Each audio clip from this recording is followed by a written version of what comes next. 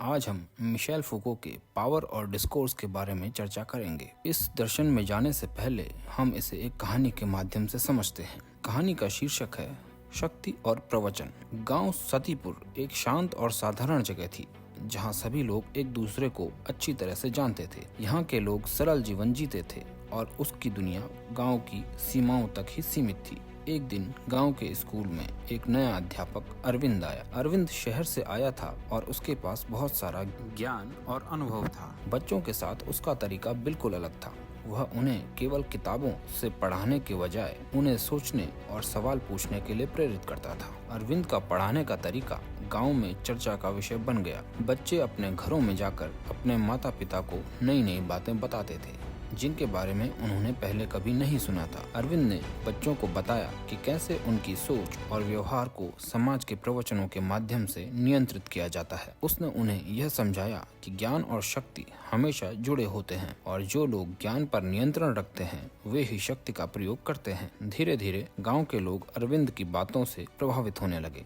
वे समझने लगे कि कैसे पुराने रीति रिवाज और परंपराएं उनके जीवन को नियंत्रित कर रही थी। विशेष रूप से महिलाएं और युवा जो पहले अपने विचार व्यक्त करने से डरते थे, अब खुलकर अपनी बातें कहने लगे।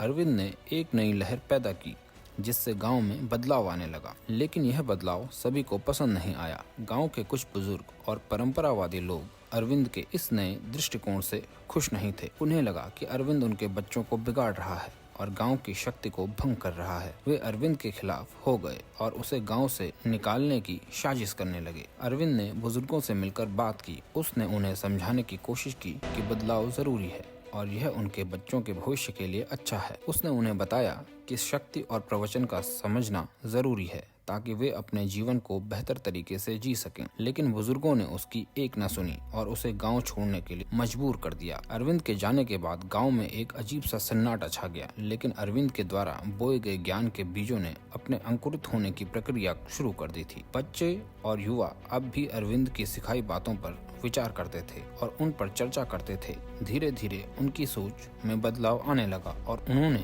अपनी आवाज उठानी शुरू कर दी। कुछ साल बाद सतीपुर पूरी तरह बदल चुका था। अब वहाँ की महिलाएं अपने अधिकारों के बारे में जागरूक थी। बच्चे स्वतंत्र रूप से सोचते और अपने विचार प्रकट करते थे। अरविंद का प्रवचन अब गांव की नई शक्ति बन गया था जिसने सतीपुर को एक नई दिशा दी थी। इस तरह शक्ति और प्रवचन की समझ ने सीतापुर को एक नई दिशा दी और नया जीवन भी दिया।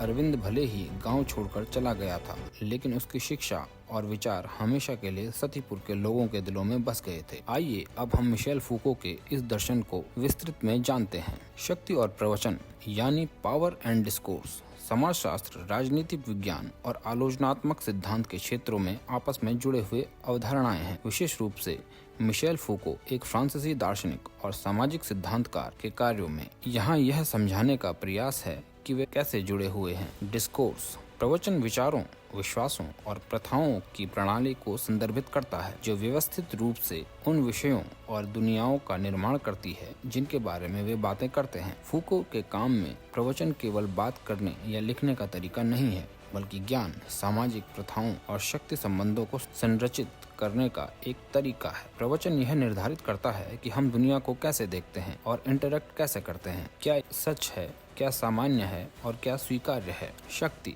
यानी पावर फूको के अनुसार शक्ति केवल उन लोगों द्वारा ऊपर से नीचे तक लागू नहीं की गई है, बल्कि यह समाज में फैली हुई है और व्यापक है। यह विभिन्न स्तरों और विभिन्न संस्थाओं, प्रथाओं और मानदंडों के माध्यम से काम करती है। शक्ति उत्पादक है। यह पहचान, इच्छाओं और सामाजिक संबंधों को आकार देती है। ज्ञान शक्ति का संबंध फूको का मानना है कि ज्ञान और शक्ति आपस में जुड़े हुए हैं। प्रवचन ज्ञान उत्पन्न करते हैं और यह ज्ञान शक्ति संरचनाओं को मजबूत करता है।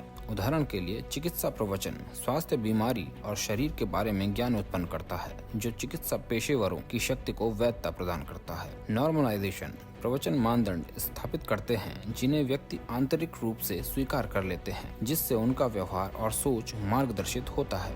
यह सामान्यकरण यानी नॉर्मलाइजेशन प्रक्रिया शक्ति का उपयोग करती है। जिससे कुछ व्यवहार और सोच स्वाभाविक या अनिवार्य लगते हैं। प्रवचन कुछ बात करने और जानने के तरीकों को शामिल करते हैं, जबकि दूसरों को बाहर रखते हैं। यह बहिष्करण वैकल्पिक दृष्टिकोणों को हाशिए पर रख सकता है या चुप करा सकता है, जिससे विशेष शक्ति संरचनाओं का प्रभुत्व मजबूत होता है। प्रवचन प्रतिरोध के स्थल भी होते हैं। व्यक्ति और समूह प्रमुख प्रवचनों को चुनौती दे सकते हैं और प्रतिवाद प्रवचन बना सकते हैं, जो स्थापित शक्ति संबंधों को उलट सकते हैं। फूको के सिद्धांत में प्रमुख अवधारणाएं। यह आधुनिक राज्यों की अपने नागरिकों को विभिन्न संस्थाओं, प्रथाओं और प्रवचनों के माध्यम से नियंत्रित करने की प्रथा को संदर्भित करता है, जो जीवन, स्वास्थ्य और शरीर का प्रबंध करते हैं। पैनोप्टिसिज्म। यह अवधारणा जेरेमी बेंथम के पैनोप्टिकॉन से ली गई है, जो यह दर्शाती है कि शक्ति निगरानी और मानदंडों के आंतरिकरण के माध्यम से कैसे लागू होती है। विचार यह है कि व्यक्ति अपने व्यवहार को स्वयं नियंत्रित करते हैं, क्योंकि वे मानते हैं कि उन्हें देखा जा रहा है। वंशावली यानी जीनियोलॉजी। यह ऐतिहासिक विश्लेषण की एक विधि है जो प्रवचनों और शक्ति संबंधों की उत्पत्ति और विकास की जांच करती है। इसका उद्देश्य यह पता लगाना है कि समय के साथ कुछ सत्य और मानदंड कैसे निर्मित हुए हैं। उदाहरण के तौर पर शिक्षा, शैक्षिक संस्थान प्रवचनों का उपयोग करके ज्ञान और सामाजिक मानदंडों को आकार देते हैं। इस प्रकार छात्रों के मन और शरीर पर शक्ति लागू करते हैं। मीडिया प्रवचन जन धारणा और राय को आकार देते हैं, जिससे शक्ति संरचनाओं को मजबूत या चुनौती दी जा सकती है। कानूनी प्रवचन यह परिभाषित करते हैं कि क्या अनुमति है। इस प्रकार स्वीकार्य व्यवहार को निर्धारित करके और विचलनों को दंडित करके शक्ति लागू करते हैं। शक्ति और प्रवचन के बीच के संबंध को समझना इस बात को उजागर करता है कि सामाजिक मानदंड सत्य कैसे निर्मित और बनाए रखे जाते हैं। यह भी दर्शाता है कि शक्ति कैसे खुले बल से परे ज्ञान के उत्पादन और नियंत्रण के माध्यम से पहचान, व्यवहार और विश्वासों को प्रभावित करती है।